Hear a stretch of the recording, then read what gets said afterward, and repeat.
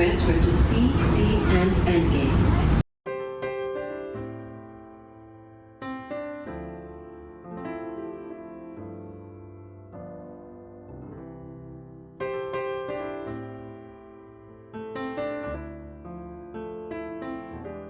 ない方、またはその責任を果たすのが健康上難しい方は近くにあります客室乗務員にお申し出ください。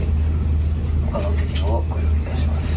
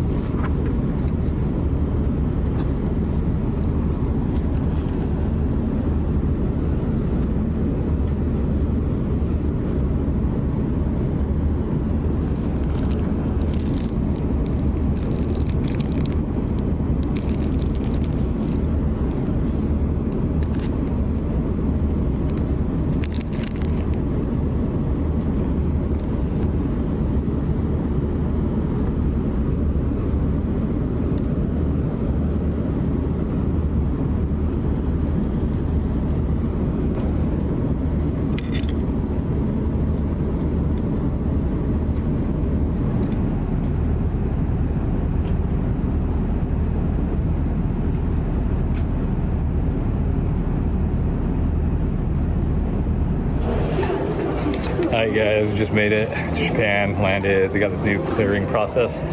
So you gotta do the fast track thing before you guys actually land in Japan. And once you get here, you have to pull up your QR code, show it, and then once you get it, then they give you this pink card, which means that they verified that you have your QR code as soon as you get off the plane. And then I guess this takes us to the fast track line to clear customs and immigration if possible. So that's it for now. And hopefully this process is much cleaner and easier. Alright guys, so just to add to that, you guys really want to make sure that you do the fast track process before you actually land in Tokyo. So go out to the website, fill out the information. It's going to require that you upload a copy of your passport. After that is verified, and this is kind of what tripped me up, you have to wait for your passport to get verified. Once it shows the check mark that it's verified, then you can proceed with actually adding the other portions of your trip. So after your passport's verified, I think that then it asks about your vaccinations. So you can either upload proof of your vaccination, or if you're not vaccinated, then you can upload a copy of your test, of your COVID test. I think it has to be a PCR test, so it can't just be like a home kit. You actually have to go somewhere and have it done. And I think that it has to be done within 72 hours. But make sure you go out to the website, consult the website first. After you get all that stuff completed, then you can fill out the customs declaration. I think that that's the last step. Then a QR code pops up. I screenshotted a copy of the QR code just because I wasn't sure how good the Wi-Fi was going to be in Narita, or if Wi-Fi was even going to be available. So it turns out once we actually got there, you can use a screenshot of your clearance or the QR code. So you can use a screenshot of that. So just save that to your photos and have that easily accessible. If you haven't done it beforehand, then you'll need to connect to the Wi-Fi, I believe, and then go through the process there. You know what? That's probably not right. I think what you'll probably end up doing is just going through customs and then doing it the long way, but I'm not 100% sure on that. Alright guys, so we cleared customs. Pretty straightforward actually with that fast pass. We actually ended up didn't even using it. I guess there was just like way too many flights that came in. They put us into a different line and then we just cleared customs that way, but they still scan the QR code, so I'm not exactly sure like why they were sending some people to a machine and then other people not to a machine. We are now just kind of passing time. Emmy's got a friend that's going to come over, and then we're going to meet her for like an hour here, and then we'll catch a bus out of here to go out to the countryside.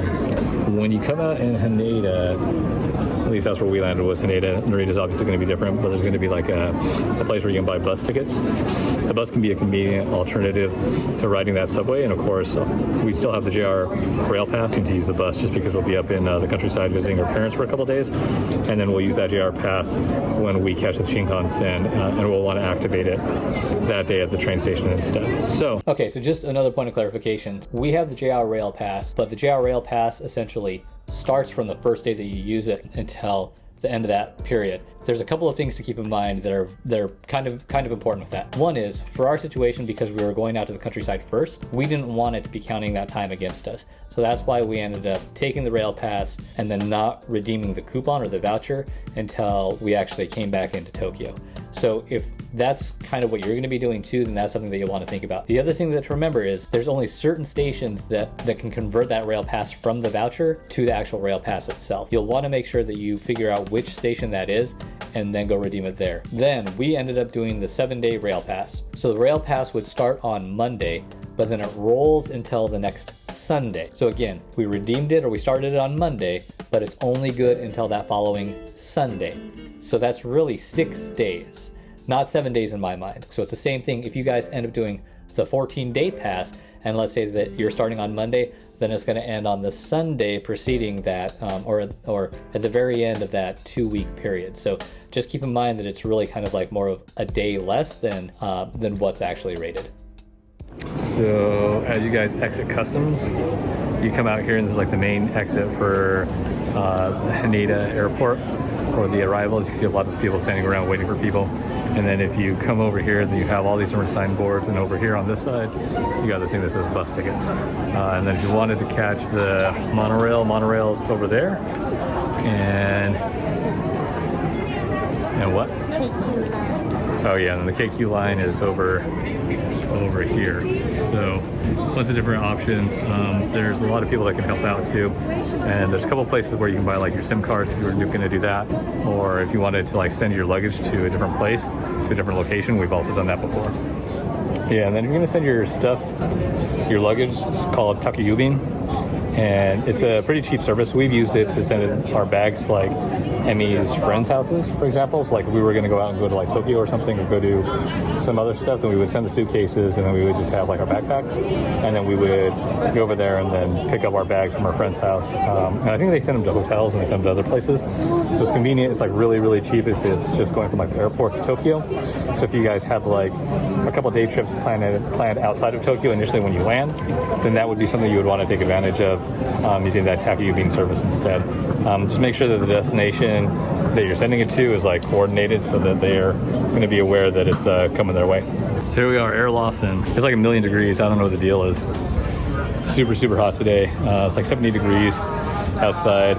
I think it's 70 degrees Fahrenheit tomorrow, and then after that, then it's going to cool down. So we ordered some Japans from this company, no sponsor or anything, but it's from Mobile, and we ended up getting 16-day SIM for this. Of course, we made sure that our phones were unlocked, so busted out the SIMs. This is Emmy's phone. You can see that it's all messed up, because that's just how she rolls. So you pop the SIM out, and then you put in the new one, then you put in these credentials by following this guide, and then what you got to make sure that you do is you make sure you power it off, and then you power it back on. So I'm going to power it back on right now, and then I can show you those settings so you guys can see. So hopefully when this fires up, then what we'll see is that she should have carrier up top here. So she's got the 4 bars LTE, which means that she is now on the network here. When you go in here, so you go in your settings, and then you are looking for cellular.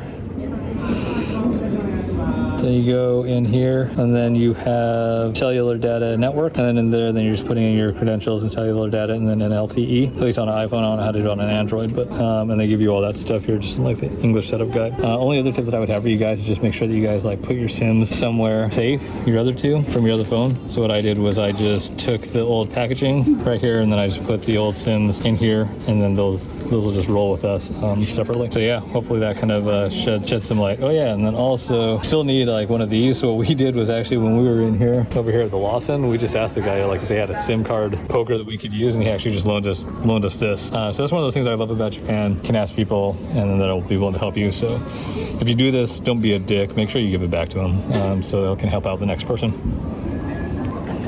Hi you guys, like here's one tip. So if you come out from the departure or from the arrivals gate over here, there's all of these kiosks over on that right hand side as you exit, and they all sell SIM cards. Turns out I was watching someone else's video, and they were saying that there's like a convenience store downstairs, so you can go down on the escalator and you can actually get SIM cards down there for like much cheaper than what is offered here. So that could be an alternative for you guys. So if you fly into Haneda, you come out from the arrivals here, and then you would just make a right turn instead.